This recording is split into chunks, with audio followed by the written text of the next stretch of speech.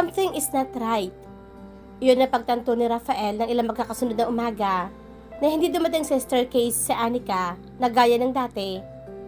Mula nung una sila magkita roon ay walang umaga na hindi sumipot doon ang babae.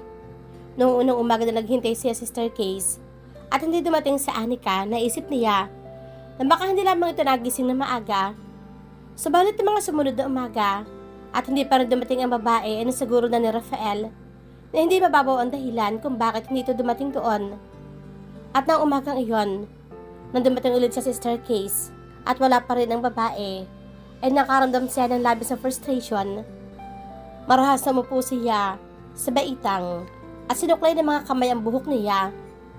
Umiiwas sa kanya si Anika. Yun ang kanyang sigurado. Dahil ba hinalikan niya ang babae? Was it too early and too much for her?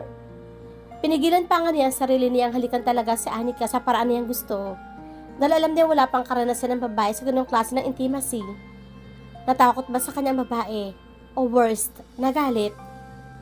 Subalit sa ilang linggong pagkakakilala nilang dalawa ni Anika, alam ni Rafael na hindi ito ang tipo ng babaeng bigla na lamang hindi magpapakita kung may problema. Lalo na, at naging maayos naman ang kanilang paghihiwalay noong umaga na hinalikan niya ito. Kung ganoon, ano ang dahilan at hindi na nagpapakita sa kanya si Anika? Napatayo si Rafael at nagdesisyong alamin mismo sa babae ang dahilan nito. Kung iniiwasan siya nito, siya mismo ang pupunta kay Anika para magkausap silang dalawa. Sa totoo lang, hindi siya sanay na nauunang lumapit sa kahit na sinong tao. Pero para kay Anika, gagawin niya. Desidido na siya naglakad pababa ng staircase na ma-realize niyang hindi alam kung saan natutulog ang babae. He never cared about other people before. So, he had no idea where they are inside the house. Nakakunot ang kanyang noo habang nakatayo sa gitna ng living room sa ibaba ng mansyon na may marinig siyang ingay mula sa labas sa direksyon ng front entrance. Kasunod na yon ay mga yabag ng paa mula sa kabilang bahagi ng mansyon. Master Rafael? Gulat na balala si Yolanda na siya pala may-ari ng mga yabag. Did your father also called you that he will arrive this morning? Napadiretso lang tayo si Rafael at agad na umalerto. Kung ganoon, ang mga magulang niya ang dumating at ngayon ay nasa labas ng mansyon. Mabilis siya tumalikod at naglakad patungo sa direksyon ng staircase upang bumalik sa kanyang silid. Nakapantulog pa siya at alam niya, hindi magugustuhan ng mga magulang na nagpapakita siya sa ibang tao na ganoon ang hitsura kahit pa sa sarili niyang bahay. Masyadong mahigpit pagdating sa image nila ang kanyang mga magulang. Then, I'll just meet them for breakfast. Sabi na lamang niya kay Yolanda bago tuloy ang makalayo sa mayordoma na marating ang baitang kung saan madalas siya nagkikita ni Anika para may dumagan sa dibdib ni Rafael. Hindi na nakausap ang babae at ngayon, naroon na ang kanyang mga magulang. Mas mahirap na sila magkaroon ng pagkakataon na makapag-usap dahil sigurado marami silang pag-uusapan ng kanyang ama. Idagdag pa ang birthday party na i-organisa ng kanyang ina. Napahugot ang malalim ng paghinga si Rafael bago nagpatuloy sa paglalakad at tuluyang bumalik sa kanyang silid. Naging abala ang buong mansyon mula nang dumating ang mag-asawang Abner at Rebecca. Dahil doon, na-distract si Anika sa labis niyang pagkamis kay Rafael. Kahit pandagdag ng kitchen staff at iba pang helpers, ay napakarami pa nilang ginagawa bilang paghahanda sa birthday party ng lalaki. Bukod doon, ay nailagay niya sa sarili niyang lugar na makita niya sa personal ang mga magulang ni Rafael. Abner and Rebecca Dizon have an aura of royalties. Malabong ang hayaan na mag-asawa ang isang gaya niya na mapalapit sa anak ng mga ito. Tama lang ang kanyang desisyon na huwag mo na makapagkita kay Rafael hanggat maaari. Kaya naman, nagdesisyon sa Anika na ituon na lamang ang lahat ng atensyon sa pagtulong sa kusina at pagbilang ng mga araw bago ang nakatakdang pag-alis nila ng kanyang papa sa Jumeirah Islands at napagbalik niya sa normal niyang buhay. Kaya lamang, kahit hindi na siya pumupusulit papalabas ng silid nila mag-ama, ay nagigising pa rin si Anika tuwing madaling araw dahil nakaset na ang kanyang katawan ng ganoong oras ang gising. Tuloy, Matagal siyang tumititig sa kisame. At kahit ayaw pa niyang si Rafael ang naiisip. How can they be this close, yet so far away? Nasa isang bahay silang dalawa, subalit ni anino nito ay hindi niya nakikita. At habang tumatagal, imbis na mabawasan ang nararamdaman niya para sa lalaki, lalo lamang iyong tumitindi. The more she can see him, the stronger her love for him grows. Pagsapit ang araw ng birthday party ni Rafael ay halos, hindi na kanaya pa ni Anika ang pangungulila niya. Gustong-gusto niya masilip man lang ang lalaki, kahit sandali lang. Kaya lamang, hindi siya magkaroon ng pagkakataong umalis sa kusina dahil sa dami ng ginagawa. Nagsidatingan na rin kasi ang mga bisita at naririnig ni Anika ang classical music na pumapailan lang sa garden at pool area kung saan ginaganap ang party ni Rafael. Si Ma'am Yolanda ay labas-masok sa kusina upang supervise silang lahat. Naghahanda ng ilang helpers na magsilbi sa guest. Nang umahang gusto pumasok sa kusina ang helper na si Elisa. Ma'am Yolanda, may problema. Masama ang pakaramdam ni Rosa. Nahilo siya kaya inakit ko siya sa kwarto namin para magpahinga. What? Pero siya ang in charge sa buffet table. Siya lamang ang helper na nakakaalam kung ano ang mga niluto ni Chef Amando. She was supposed to be the one to answer kung may magtanong na guest tungkol sa mga pagkain. She has a very important job. Tumaas ang boses ng malalasang mayordoma. Napahinto tuloy sa Anika at ang kanyang ama at napatingin sa may edad na babae. Iginala ni Ma'am Yolanda ang mga mata sa kusina na para bang makakahanap ito ng solusyon sa problema doon. Huminto ang tingin ng mayordoma kay Anika at sumigto ang kanyang puso na makita. Naging matiim ang titig nito. Nakita niya sa mga mata ng may edad na babae na nagdadalawang isip ito. Pero sa huli, ay mukhang naisip na wala na itong papipilian pa. Kung ganoon, sa Anika na lamang ipapalit kay Rosa. Mas pamilyar siya sa mga putahe dahil sila ng kanyang ama naghanda ng mga iyon. Naramdaman ni Anika na natensyon ang papa niya. Pero Ma'am Yolanda, reklamo nito. We don't have a choice, Chef, sabi ng mayordoma bago muling tumingin sa kanya. Papahiramin ka ni Elisa ng uniforme, kaya sumama ka sa kanya. Fix yourself as fast as you can. Pagkatapos, ay sasamahan ka tayo lumabas sa hardin. Hurry, utos ito. Yes, ma'am. Pabilis sa sagot ni Anika at hinubad ang suot na apron. Pagkatapos, ay halos patakbo siyang sumama kay Elisa para magpalit ng mga formal na helper's uniform. Tinulungan din siya nitong ayusin ang buhok niya into a tight bun at pinahiran siya ng manipis na makeup sa mukha. Hindi basta-basta mga bisita sa labas, kaya kailangan maayos ang itsura mo. Maganda ka, kaya manipis na makeup lang ang kailangan mo, sabi pa ni Elisa na matapos siya nitong ayusan. Hindi nga nagkaroon ng pagkakataon sa Anika matingnan ang sarili sa salamin. Dahil hinatak na siya nito, pabalik sa kusina, kung saan naghihintay si Ma'am Yolanda. Sandali lamang siyang pinasadahan ng tingin ng mayordoma bago tumango at nagsimula maglakad. Follow me. Tumalima si Anika. Nang malapit na sila sa hardin, ay biglang huminto si Ma'am Yolanda at seryosong humarap sa kanya. Don't cause trouble. Kapag nakita mo si Master Rafael, act like you don't see him. Kapag sinubukan niyang lumapit sa'yo, huwag kang aaktong over-familiar. Nagkakaintindihan ba tayo, Anika? Umawang ang kanyang mga labi at hindi nakapagsalita. Bumuntong hininga ang mayordoma. Don't look at me like that.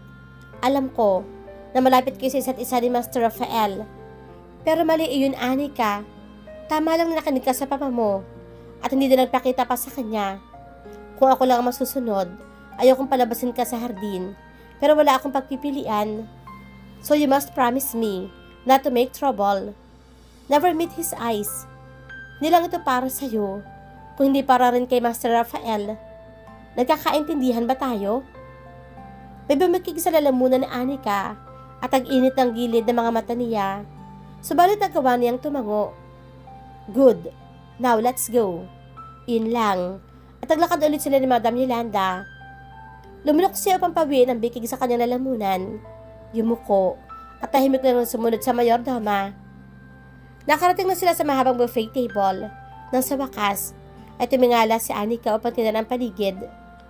Pilit niyang tinago ang pagkamangha na makita ang mga bisita na formal ang mga kasuotan. Ang mga babae ay kumikinang sa mga alahas at ang mga lalaki ay magaganda ang tindig. Katulad ng unang beses siyang tumapak sa Jumeirah Islands, pakiramdam ni Anika ay napunta na naman siya sa ibang mundo. Subalit sa dami ng mga tao roon, hindi naging mahirap para sa kanya ang makita si Rafael. Nakita niya ito, ilang metro ang layo mula sa buffet table. Nakatalikod ang lalaki, pero hindi may pagkakamali ang alun-alun nitong buhok, ang malapad na likod at ang pamilyar na tindig. Pagkatapos ay kumilos si Rafael pakanan, dahilan, kaya nakita niya ang mukha nito. Kumirot ang kanyang puso sa pangungulila, nanginig ang mga labi at halos nais niyang tawagin ang pangalan ng lalaki. Kahit kasi sa mga sandali mag-isa lamang siya, hindi niya tinangkang iuso ng malakas ang pangalan nito dahil baka may makarinig sa kanya. Kahit pa ang kanyang puso at isipan ay walang ibang gusto kundi ang isigaw ang pangalan ni Rafael. Natigilan si Anika na makita ay sumilay ng ngiti sa mga labi ng lalaki habang nakatingin sa kung sino. Kasunod niyon ay may isang maganda at sopistikadang babae ang lumapit kay Rafael at kumapit sa braso nito. Blonde ang buhok nito at very western features ang babae. Kahit alam ni Anika na hindi dapat, ay may naramdaman siyang sundot ng selos sa puso. So it's true, uso ng isang guest. Naialis niya ang tingin kina Rafael at napunta sa pinakamalapit na lamesa sa buffet table na may mga edad ng babaeng bisita. That this one will have a future lifelong partnership with the Medis. I guess you're right. Look how close Rafael is to Diana Medis. They are both the sole heir of their families. I heard they even go for the same school. They are both 19 already. An engagement will be surely announced soon. Sagot ng isang babae. Napakurap sa Anika at muling napasulyap sa direksyon ni Rafael at ang babae. Magka-abrosyete na naglakad patungo sa isang lamesa ang dalawa. Sa lamesa kung saan naroon ang mga magulang na lalaki at isa pang may edad ng mag-asawa na marahil ay mga magulang ng babae. They all look good together that is almost blinding. Muli na namang nasulyapan ni Anika ang bahagi ng mundo ni Rafael na hanggang tingin lamang siya. What made her think that she could be with him? Ang tulad ni Diana Medis, ang mga bagay na manatili sa tabi ni Rafael at hindi siya. Pasimpleng huminga ng malalim sa Anika at inalis na ang tingin sa lalaki. Tiyempo naman, sinanyasan siya ng isang helper na lumapit sa isang lamesa. Hinamig niya ang sarili at mabilis sa kumilos. Palapit sa mga guest na tumawag sa kanya. Tinanong ng isang guest ang putahing kinakain ng mga ito at nakangiting sinagot niya ang lahat ng tanong nito. Nang sabihin ng mga guest na masarap daw ang mga pagkain, ay tumamis ang ngiti ni Anika. I will gladly tell the chef that you enjoyed his food. Magalang niya ang sagot. Matamis pa rin ang ngiti sa mga labi na nag-excuse siya sa lamesang iyon at naglakad pabalik sa pwesto niya sa buffet table. Nagangat siya ng mukha at sumikto ang puso na Anika sa hindi din malamang dahilan. Ay natagpo na ang sariling nakatingin kay Rafael na nakatingin din sa kanya. Saglit na kumislap sa pagkagulat ang mga mata nito na napalitan ng ibang emosyon na nagpasikip sa kanyang dibdib. Pangungulila, yun ang kanyang nakikita sa mga mata ni Rafael at siguradong siyang iyon din nakikita ng lalaki sa kanyang mukha. Don't meet his eyes, don't make trouble. Nag-init ang mga mata ng Anika ng tila ba mag-echo sa utak niya ang mga palaala ng mayordoma. Nilunok niya ang bara sa lalamunan at mabilis na binawi ang tingin. Hanggang nakabalik siya sa buffet table ay hindi na siya bumaling pa sa direksyon ni Rafael. Umusad ang gabi at nakailang lapit pa si Anika sa mga lamesa pero hindi na siya tumingin pa sa lalaki. Kahit pa madalas ay nadadama niya ang pagsunod dito ng tingin sa kanya. Kahit nang patapos na ang party at umakyat sa platform ang mga magulang nito para magbigay ng speech at pagbati kay Rafael, ay nanatiling nakababa ang kanyang tingin. Subalit ang marinig niya ang palakpakan ng mga guest at ang boses ni Rafael mula sa mikropono na nagpapasalamat sa mga dumating, ay hindi rin siya nakatiis. Marahan siya nag-angat ang tingin upang tingnan ang mukha ng lalaki. I would like to thank everyone who celebrated this day with me, sabi ni Rafael. Pagkatapos, ay diretsyong tumingin sa kanya ang lalaki at nagtama ang kanilang mga mata. To spend this day with the special people in my life is a wonderful way of celebrating my birthday. I still have one wish though. I wonder if it will come true.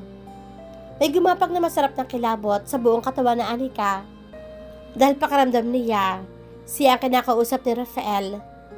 Hindi kasi nito inaalis ang pagkakatitig sa mga mata niya habang nagsasalita. Nag-init ang kanyang mukha at siya rin unang nagbawi ng tingin. Sana lang walang makahalata sa mga tao roon na siya ang tinitingnan ni Rafael. Natapos ang party at umalis na ang mga bisita. Habang ang ibang mananatili lang isang gabi at bukas na aalis, ay pumasok na sa loob ng mansyon. Ang mga helper ay naglilista sa hardin at pool area. Tumulong si Anika sa pagliligpit dahil ayon pa sa mayordoma kailangan daw bukas ay balik na sa normal ang hitsura ang bahagi na iyon ng mansyon. Pagkatapos ay nagpunta siya sa kusina kung saan niya naabutan na nag-iisa ang kanyang ama. Papa, ako na magliligpit dito. Magpahinga na kayo. Maaga pa kayong gigising bukas para maghanda ng almusal sa mga bisita, hindi ba? Sabi ni Anika. Mukhang nakahinga naman ng maluwag ang kanyang ama at hinubad ang apron. Pasensya ka na anak at pagtrabaho ka pa ng husto. Kung may mapapag-iwanan lamang sana ako sa'yo, hindi kita isinama dito. Mas enjoy mo sana ang bakasyon mo at hindi mo kailangang magtrabaho kasama ko. Sabi ng kanyang papa na bakas ang pagsisisi sa tinig. Kumunot ang noo ni Anika. Ano ba sinasabi mo, Papa? Siyempre, dapat magtrabaho din ako. Nakakahiya naman kung wala akong gagawin. Isa pa, work experience din ito. Ang iba kong mga kaklase may mga summer job din. Kaya huwag kang mag-alaala. Okay lang ako. Nakangiti niyang bulalas. Pinakatitigan siya ng kanyang papa bago bumutong hininga at lumapit sa kanya. Ginulo nito ang kanyang buhok. Sige na nga. Magpapahinga na ako ha? Sumunod ka kaagad sa akin kapag tapos ka na rito. Opo. Sandali. Sinundan muna ng tingin ni Anika ang kanyang ama hanggang makalabas ito ng kusina. Pagkatapos, ay pabuntong hiningang tumalikod at siya ng entrada at nagsimulang magligpit. Ilang minuto pa lamang ang lumilipas ay naramdaman niya may pumasok sa kusina. Napahintod siya sa ginagawa dahil tumayo ang mga balahibo niya sa batok dahil sa presensya ng bagong dating. Pigil ang paghinga na marahang humarap si Anika sa entrada ng kusina. Tila hinalukay ang kanyang sikmura na makitang si Rafael na nakatayo roon at diretsyong nakatitig sa kanya. Umawang ang mga labi ni Anika habang nakatitig kay Rafael. Suot pa rin ito ang formal na kasuotan. Ang mga mata nito ay katulad kanina nagsasalita ito sa mikropono. Noong pakaramdam niyang siya ang kausap ng lalaki, napahugot siya ng hangin at ibinuka ang mga labi. Is there a bathroom here? Seryoso ang tinig na putol ni Rafael. Sakmang pagtawag niya sa pangalan nito. Nakagat na Anika ang ibabang labi at marahang tumango. Itinuro niya ang dulong bahagi ng kusina kung saan mayroong banyo. Nagsimula maglakad palapit sa kanya si Rafael. At namilog ang mga mata niya nang bigla nitong hawakan ng kanyang braso. Bakit? Manghani ang tanong. Imbis na sumagot, ay nataksin ni Rafael patungo sa direksyon ng banyo. Napasinghap sa Anika na pumasok silang dalawa sa loob na yon at isara ng lalaki ang banyo. Pagkatapos, ay hindi pa rin siya binibitawan nito ng tuloy na itong humarap sa kanya. Anong ginagawa mo? Manghani ang usal sa mahina, ngunit mariing tinig. Masyadong maraming tao sa labas.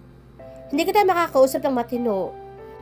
Kung nasa bahagi tayo ng bahay, na maaari tayong makita ng kahit sino, anumang oras. Seryosong sagot na Rafael. Hindi nakasagot sa Anika at nagbaba ng tingin. Lumapat ang isang kamay nito sa kanyang baba at marahang inaangat ang kanyang mukha upang may magtama ang kanilang mga mata. You have been avoiding me since we kissed. Why? Usal nito sa malambot na tinig na tumagos sa kanyang puso. Nag-init ang kanyang mga mata at itinikom ang mga labi imbis na sumagot. Itinulong ni Rafael sa dalawang kamay ang kanyang mukha at hinigit siya hanggang sa halos magkadikit na ang kanilang mga katawan. May kumislap na despresyon sa mga mata nito. Iniiwasan mo ba ako dahil hinalikan kita? Was it too much for you? Did you get scared? Tell me, Anika. May kumawalang hikbi sa mga labi niya. Hindi yun ang dahilan. Hindi ako natakot. Hindi ako matatakot kahit anong gawin mo sa akin. Dahil may tiwala ako sa Rafael. My first kiss was special because it was you who I share it with. Usal na Anika. Kung ganoon, bakit bigla ka na lamang hindi sumupot sa oras sa palagi tayong nakikita? I have been waiting for you every morning, but you never came. Frustrated na sagot ni Rafael. Nakagat ni Anika ang ibabang labi bago nagsalita. Tuwing umaga, kapag oras na dapat ay pagkikita natin, gising ako. Hindi ako bumabangon, pero wala akong ibang naiisip kundi ikaw. Pero hindi na pwede na makipagkita pa ako sa iyo. Rafael, helpless na yung sabi. Kumunot ang noon nito. Why? Hinawakan ni Anika ang mga kamay nito. Nasa mukha pa rin niya. At marahang pinalis ang mga iyon at akmang lalayo. Subalit mabilis na nahawakan nito ang kanyang mga kamay. Anika, huwag mo akong iwasan. Tell me, what's bothering you? Hindi tayo aalis dito hanggat hindi mo nasasagot ang mga tanong ko. Even if we have to stay here until morning. Matatag nitong sabi. Napatitig siya sa mukha ni Rafael. Nalaman ni Papa at Ma'am Yolanda ang pagkikita natin tuwing umaga. Pinagbawalan nila kung gawin pa iyon kasi hindi yun tama. Amo ka namin. Hindi ako dapat nakikipaglapit sa'yo. Natigilan si Rafael at manghang napatitig sa kanya. Sinamantala niya iyon at mabilis na nagpatuloy sa pagkasalita. Mula nang dumating ang mga magulang mo, napagtanto ko, talagang tama lang na umiwas ako sa'yo. Sigurado kasi ako, hindi nila magugustuhan kapag nalaman nilang nakikipaglapit ka sa akin. At kanina, habang nasa party, I realize I don't belong to your world. Kaya habang kaya pa natin pareho, tigilan na natin ang kung anumang meron tayo. 1 buwan na lang kaming mananatili rito. Pagkatapos na yun, aalis na kami. At hindi na tayo makikita pa kahit kailan. So, please. No. Gigil itong putol sa kanyang sasabihin. Umawang ang mga labi ni Anika na makita ang determinadong kislap sa mga mata ni Rafael. Binitawan nito ang isa niyang kamay at hinawakan siya sa batok. Nagtama ang kanilang mga mata. I don't think we can stop this, Anika. Sa loob lamang ng ilang araw na hindi tayo nakikita, nabawasan ba ang nararamdaman mo para sa akin? Umiling sa Anika at tamasa ang mga mata. Hindi. Katunayan, na hindi na tayo nakikita, I realized that what I feel for you is not simple like. Naging mas malalim. Ito ang unang beses na nakaramdam ako ng ganito, kaya hindi ko alam ang gagawin ko. Nanginginig ang tinig niyang amin.